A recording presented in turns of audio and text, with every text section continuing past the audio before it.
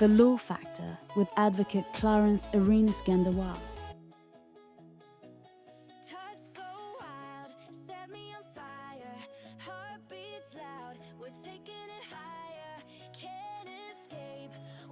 When science steps into family corridors, the law must follow, with care and clarity, identity, legacy, truth.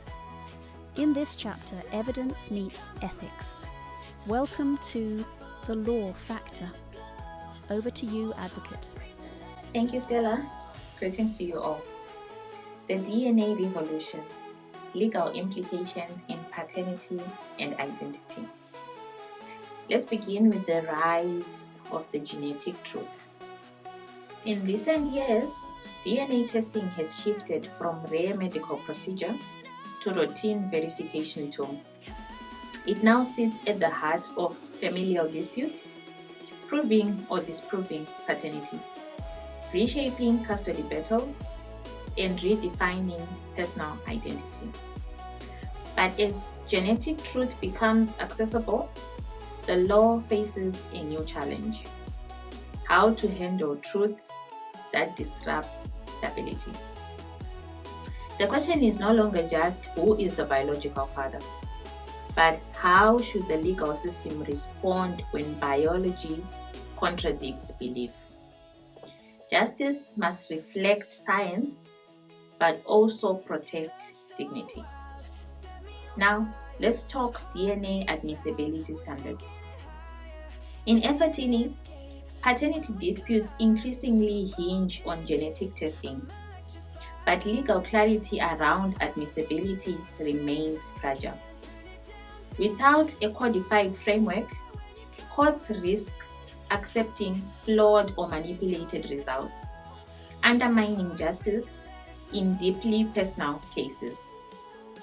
The question is, what are the key determinants of valid DNA evidence?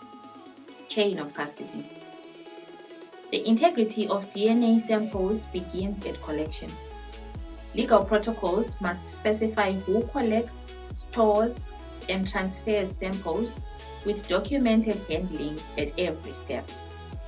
Breaks in chain, such as private testing or undeclared reanalysis, should trigger judicial scrutiny or inadmissibility.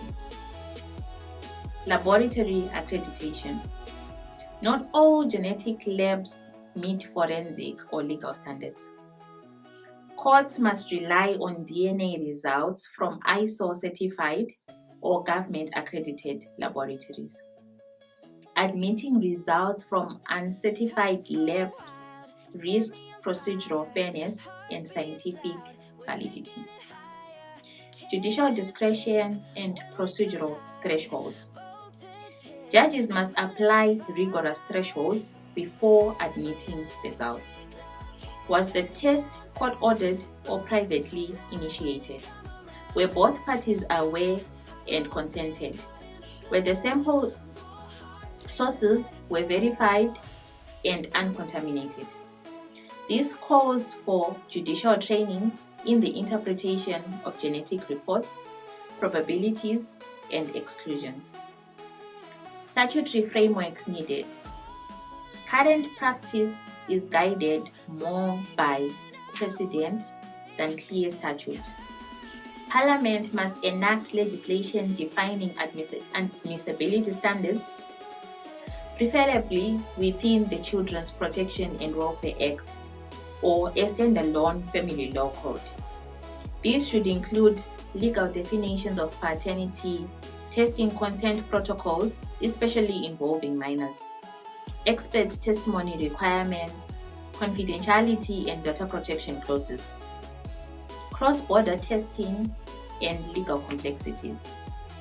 Increasingly, samples are sent to labs outside Eswatini, raising jurisdictional, accreditation, and private questions. Courts must clarify whether foreign labs and their results meet domestic admissibility standards. Why this matters?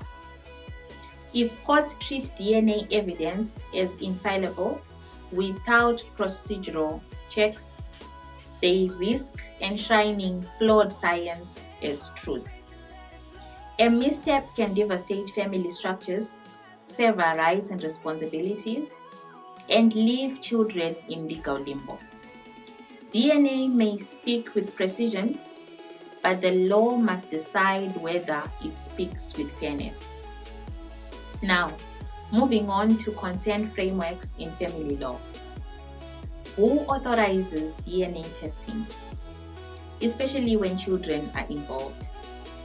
Can one parent order it unilaterally? Must the child consent?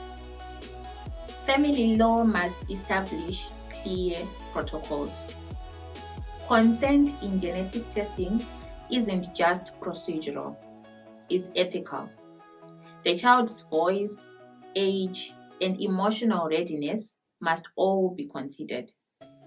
The law must prevent forced testing under the guise of justice. Let's now examine child identity privacy in court processes. Courtrooms must protect more than legal rights. They must shield children's identity. A paternity revelation can cause trauma, stigma, and lifelong confusion. Are our courts prepared to seal records, anonymize proceedings, and guard children from public exposure? Media leaks and careless handling threaten the very people we claim to protect. Legal remedies post-false paternity must be addressed. What happens when a man discovers he has raised a child not biologically his? Can he seek reimbursement? Can custody be reversed? Can his name be removed from official documents? The law must balance accountability with compassion. Legal remedies must be available, but must also consider the child's best interests. Courts must guide men, women, and children through these revelations with structured dignity, not retribution. Mediation. First protocols in family disputes. Genetic evidence can escalate conflict, but mediation can diffuse it. Before litigation, families should have access to structured dialogue, facilitated by legal officers, social workers, and psychologists. Mediation must not replace justice, but it can soften the delivery, especially where the truth is painful. Mediation helps the law speak wisely. Eswatini's courts are not alone. Across Africa, countries like South Africa and Nigeria face similar legal transformations. DNA science is advancing, but legal infrastructure must catch up. Eswatini can lead by crafting thoughtful legislation, balancing genetic accuracy with emotional reality. This is not just a legal issue, it's a social one, a cultural one, and a human one. Truth does not always heal. Sometimes it breaks. And so the law must be more than factual. It must be wise, sensitive, and deliberate. Paternity is no longer just a name. It's a legal designation, a relationship, and a responsibility. And when that identity shifts, courts must offer clarity, not chaos. Science gives us answers.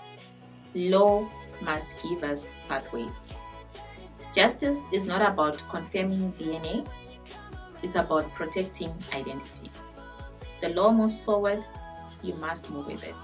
See you next Thursday. Springfield Law Clinic, justice defined, rights protected. We are here to serve.